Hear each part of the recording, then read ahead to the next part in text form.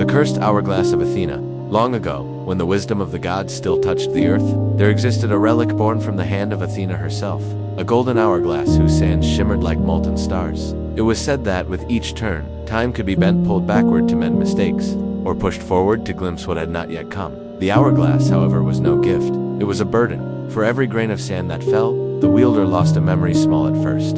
A fleeting thought, the color of a flower, the face of a passing friend. But with each use, the curse deepened, until the bearer would stand in a world they no longer remembered. In a humble city-state by the sea, there lived a youth named Lysander. He was not a warrior nor a king, but a scholar's apprentice, quiet and observant. His life changed when war darkened the horizon. An enemy army marched with fire and iron, and his people, unprepared, faced ruin. One night, while searching through the ruins of an abandoned temple, Lysander discovered the hourglass hidden beneath a statue of Athena. Its golden frame glowed faintly, as though the goddess herself had left it in waiting. When the army struck, Lysander, desperate, turned the hourglass.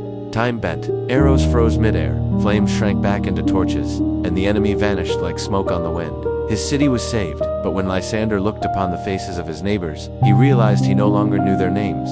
Again and again, he used the relic. Each time the city faltered, each time death clawed at their gates, Lysander reversed or hastened time. Crops regrew in moments, battles ended before they began. Famine was erased, plagues undone. The people hailed him as chosen by Athena, a guardian beyond mortal measure. Yet with every triumph, a silence grew inside him. His mother's face became a blur. His childhood faded. He forgot the sound of his own laughter. Even the language of his people began to slip away, until he could no longer pray to the gods he once revered. Years passed, though he did not feel them. The city thrived, untouchable, a beacon of prosperity. But Lysander walked among its streets like a ghost, unknown and unknowing. Children called him the Keeper, never realizing he had once been one of them. One night, he climbed the temple steps again, hourglass in hand. The moon shone silver on its sands. He turned it slowly, watching the grains fall. "I have saved them," he whispered, though he no longer remembered who they were. "And yet I am nothing." A voice stirred in the air, calm. "Eternal. It was Athena." "Lysander," she said, "you chose sacrifice, though it was never asked of you. The city may endure because of you, but your soul drifts like dust in the wind. Shall I grant you rest, or shall you bear this burden until even your name is gone?" Lysander lifted the hourglass. His hands trembled. He searched within himself for an answer, but memory was gone, replaced only by the faint warmth of devotion. Slowly, he set the relic back upon the altar. "Let the sands fall," he murmured. "They belong to the world now, not to me."